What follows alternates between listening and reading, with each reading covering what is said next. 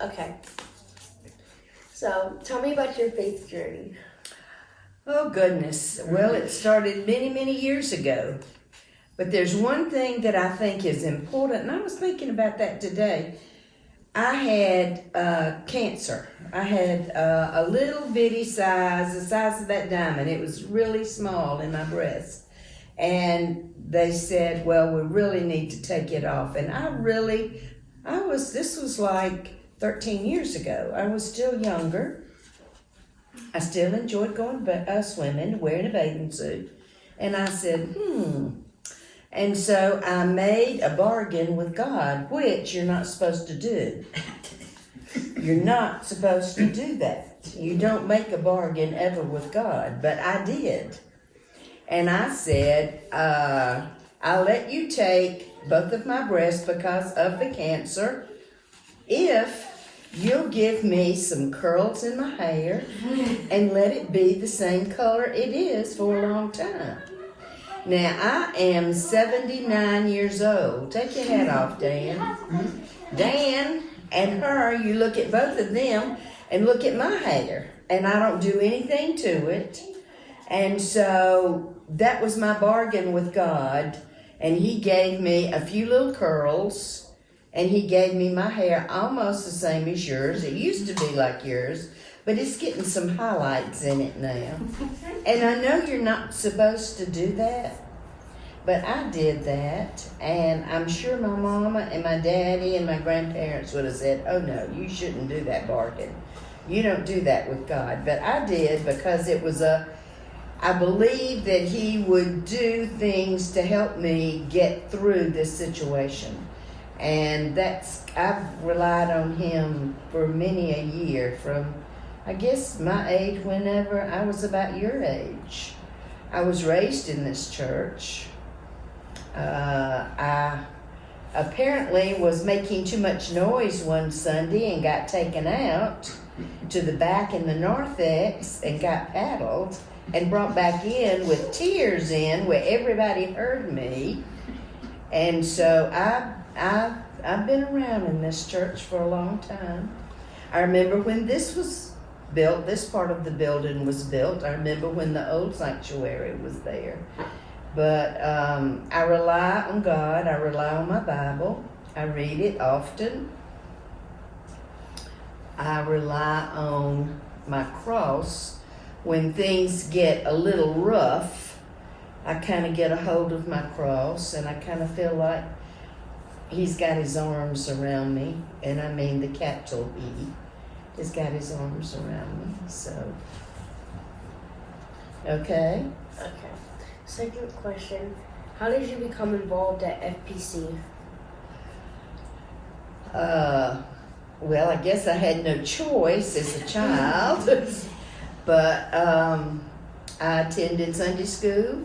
We had Sunday night youth group on Sunday night, and then we had church, and then we went to Henderson's restaurant to eat. Those were the three things. I guess Henderson's was my treat because we did that.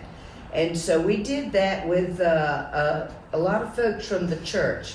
One of the families that went were the Exleys, and they had 3 children. And so that was fun because afterwards you got to eat and talk and be with friends. I've just been here when we moved to the country, and I don't know about what year, in the 80s somewhere. We moved to the country and we went to Luther Hayes Presbyterian Church because it was closer. We both were working. We had a farm. So we would go to church from 8:30 to 9:30, talk for 30 minutes, and then come home and we could work on the farm. And so we did that. And then when we were going to move back to town, we started back here at First Pres because we lived about 25 miles out in the country. So I couldn't do a lot of things at First Presbyterian living so far out.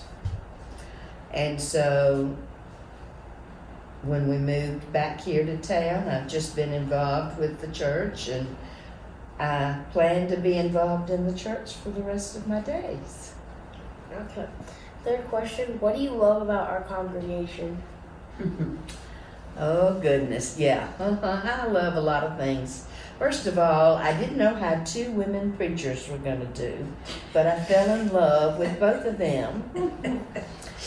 And our music director and our choir is just awesome, even without our music director. It's the sanctuary is a calming place. I like to get here early in the morning, and I have several little duties. One of mine is to pass out the bags for the children, and I know that y'all like the word finds and not just the color sheets, so I try to look for those things in there. And I enjoy doing that because I interact with the children, and I like that. I learn who y'all are.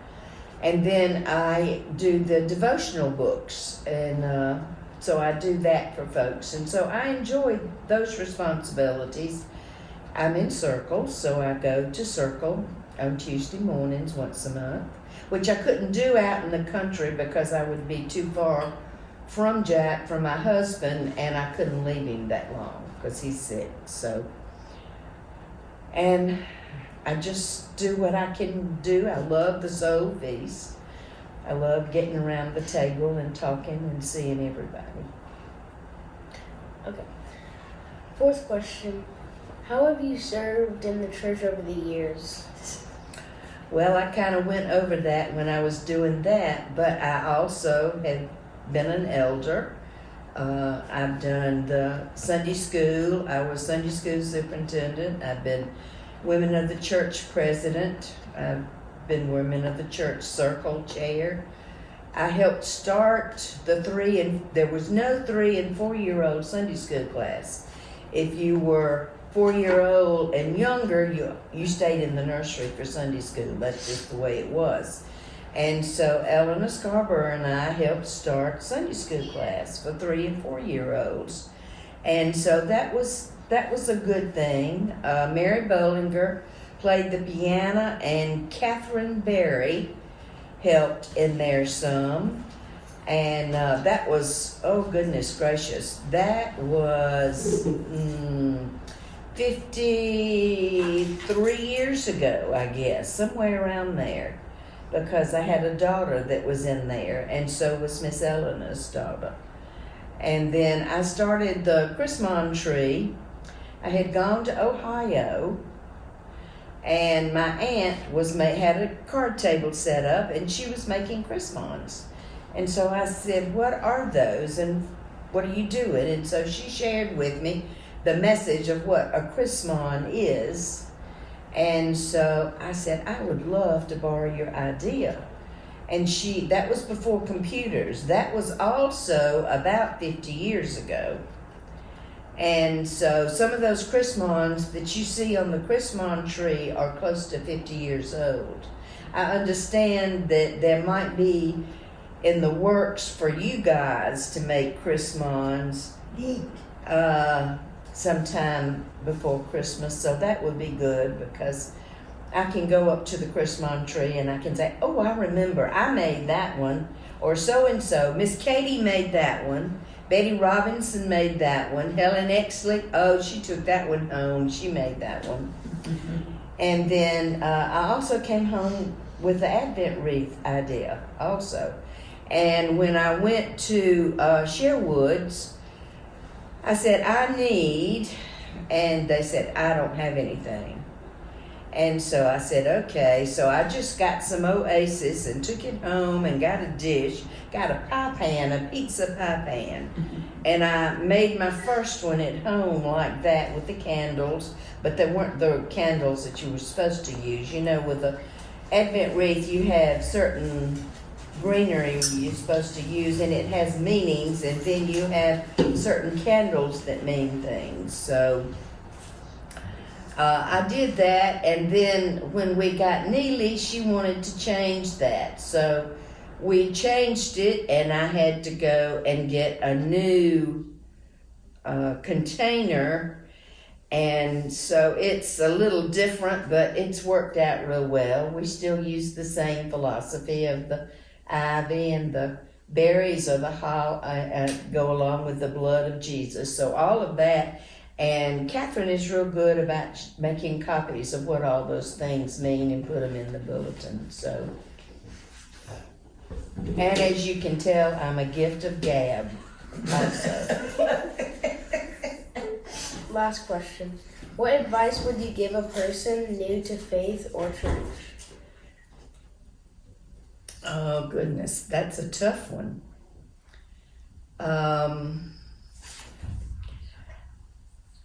Faith is something that we all need. We all have some kind of faith, whether we actually believe in God our Father or we believe in something. Like you kids probably have a lot of faith in your parents, which is good. But you need to also have faith in God too, because He's going to be there when your parents aren't going to be there. So He's going to be right with you.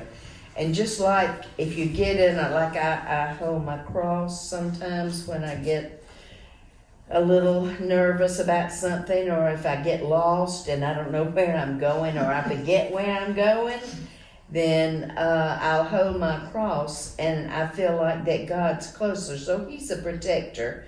And it's important to have God in your thoughts, in your minds, and take time in the morning to have your devotional. And if you can't do it in the morning, you can still do it at night. It doesn't matter when you talk to God. Whenever is a good time for you, whenever you're available, make Him available, but find time for Him every day. I try to do that. And I found that faith is just something that I can't imagine not having a God, not having the God, and the person that is up there in heaven taking care of me. And when I die and end up there in heaven, He's going to let me have bacon every day for breakfast, because I can't eat bacon every day now. And when I do that, when I die, He's going to let me have bacon. I'm going to have bacon every day. Is there anything you want when you die and go to heaven? Oh, yeah. You hadn't thought about that, had you? Okay, well, Miss Miriam has, and that's what I'm going to have when I die and go to heaven. And I'm not going the other way. Okay, buddy? Okay. All right. All right, hit it, girl. Question 1. Tell me about your faith journey. Well, my faith is so deep and goes back so far. I can remember as a little girl being dragged down the street. We lived in the city and we didn't have a car. And I had 2 brothers that were younger than me, and we were always running late on Sunday morning, and my parents holding on to all 3 hands trying to drag us down the street so we wouldn't be late getting to church. That's how deep my faith is. I had been blessed in that through Curtis's work with Delta Airlines. We have moved around the country and gotten to see some beautiful parts of the country and seen God's wonder in so many different ways. Alaska, you just cannot believe, you know, everywhere you look, everything is so big or so deep or so wild. You know, the mountains are so high, you get a crick in your neck driving down the road, and you look down the other side and there are dolphins flipping around in the water, you know, or whales. Okay, and then when we left there, we went to a wonderful ski town called Jackson Hole, Wyoming, strictly a tourist town, and learned to ski when I was 50 years old. Learned to ski down very high mountains. Now, I never got to be really, really good, but I got to where I could get down the mountain, and as one who is afraid of heights, that was quite an accomplishment. But you see God in every place you look. especially when there's a moose going down right beside you down the mountain. Close enough that you could reach out and touch him. You say, God, please let me get down this mountain, okay? And then we left there and went to a big, big town called Houston, Texas. And it was very, very different, but met some of the most wonderful people. And when they say Texas is a friendly place, they mean it. Everybody you meet is just wonderful. I went from being a Baptist, raised as a Baptist, from early childhood until early marriage years. Then we kind of fell into another church by way of invitation. They needed an organist to come play for them. And I happened to be handy. So I went and filled in as organist. Okay, I'll help this congregation get started in a Lutheran church. My parents were never quite sure I would ever get to heaven. Because it was not in the Baptist church. But they found out through us that God goes to a lot of different churches. And then we kind of, looking for a new church, fell upon First Presbyterian Church of Covington. The most wonderful revelation, the friendliest people, the most God-loving people. They take you as you are and help you grow. And we have found a place that we really call home. So that's my faith journey, because faith has led me from being a Baptist to a Lutheran to a Presbyterian, even though I couldn't spell it. They let me come and be a member. That's faith. That's faith. Yeah. I forgot what question we're on. It's okay. Question Mix them up. Didn't she already answer the question? How did you become involved in First Presbyterian Church? Well, it took about 3 Sundays, I think, of visiting here, and joining. We joined right before your mama came here. We haven't been here very long, a little over 3 years, when Pastor Stephen was here. And he convinced us that we'd be happy here. There wouldn't be any problem here. But we met people like Miriam that said, I need help here. We need help here. They need help here. I'm pointing just to imaginary places because there were all these little holes that needed plugging in. And Curtis and I said, well, we can help out there. We can help out there. And it wasn't hard to find a place to find things to do, and meeting people like your mom and your daddy and this little girl right here. It's been real easy to find places to get to work. You're gonna have to push us out of the way if you don't want us. Okay? That's all I got to say. Question 3. What do you love about our congregation? This congregation is love. We're in there.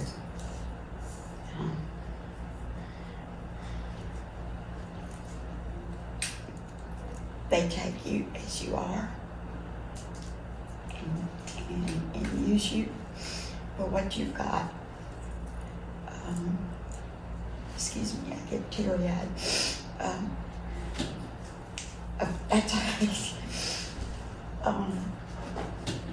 About a month ago, I was diagnosed with cancer. And this cancer is a hard word to say, And but you find out that people help you get through it. And I've been put in touch with some wonderful doctors that believe in God, and they have convinced me that between their medicine and our God, we're going to get through this. You hold that thought, okay? God is good. Excuse me.